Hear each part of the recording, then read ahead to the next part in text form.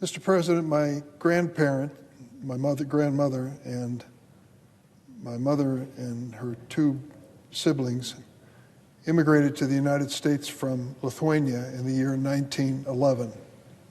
They came over on a ship from Germany to Baltimore and found their way to the city of my birth, East St. Louis, Illinois. There are very few things left from that voyage experience so long ago, but my grandmother had brought with her a Lithuanian Catholic prayer book that was considered at the time to be contraband in Tsarist Russia. It's a family treasure. I still have it. I keep it in my office as a reminder of her faith and mine. Today I join people across the world and mourn the passing of Pope Francis. He was forgiving, hopeful, and committed to the notion of peace. Francis taught us that there is no one right way to be a Catholic, that the church can shape you and you can shape the church. And in the process, he made the church stronger.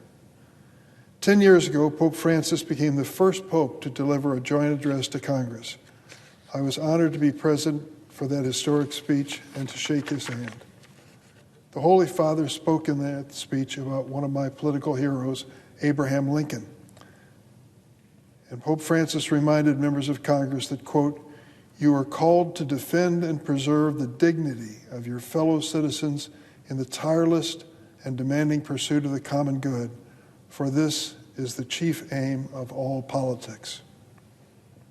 Pope Francis used his platform to highlight the plight of immigrants and refugees, to ask compassion for those in the LGBTQ community whom the church had historically shunned, and to advocate for peace in distant wars and to protect our environment. Like myself, Pope Francis was the child of immigrants, and he often reminded us of our responsibility to welcome the stranger.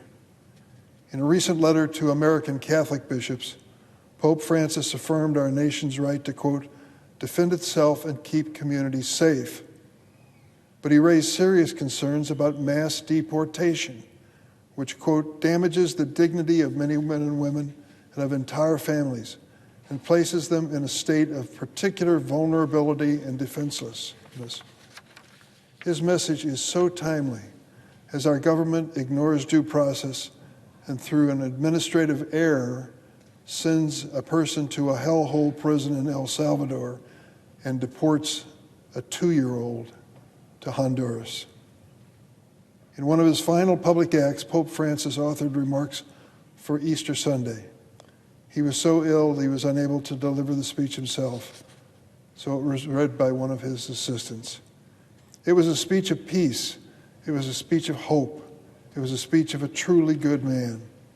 In it he pled, and I quote, "On this day I would like all of us to hope anew and to revive our trust in others, including those who are different than ourselves, or come from distant lands, bringing unfamiliar customs, ways of life, and idea." Over the weekend, it was my honor to join Senator Susan Collins and 3 of our colleagues as part of a delegation of 5 senators who represented the United States Senate at Pope Francis' funeral in Vatican City. The crowd was overwhelming. Estimated in the hundreds of thousands, they came from every corner of the earth. Just in our small section was a delegation in business suits from Lesotho in Africa. There were Buddhists in bright orange robes, members of the Italian Parliament, a turbaned Sikh delegation from India, and our bipartisan House delegation led by Nancy Pelosi and Republican leader Steve Scalise. Thousands of Catholic clergy on the altar and in the audience wore vestments representing every shade of color, scarlet and red. But the vast crowds of mourners and celebrants were simply admirers of Francis, who in his humble way touched so many lives. At the front of the altar was his simple wooden casket.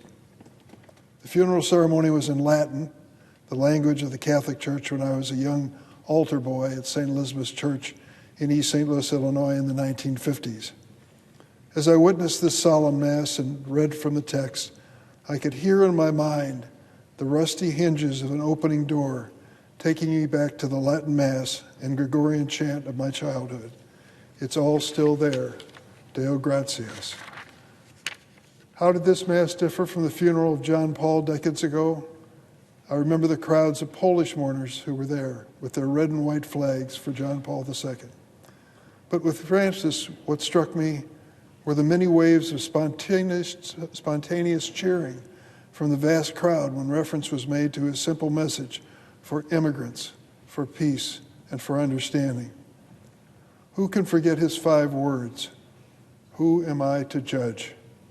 They defined his humility and his humanity for so many of us. After the ceremony, I went back to my hotel room and turned on my television. There was a recurring segment every few minutes. It showed a simple photograph of Francis in the Italian words, which I'll probably mispronounce, but they were Grazie, Francesco, il Papa della Gente. Translated to English, thank you, Francis, the Pope of the people. We must continue to hold fast to the message of Pope Francis to love and respect one another. In a world of hate and fear, his message of peace and understanding is needed now more than ever.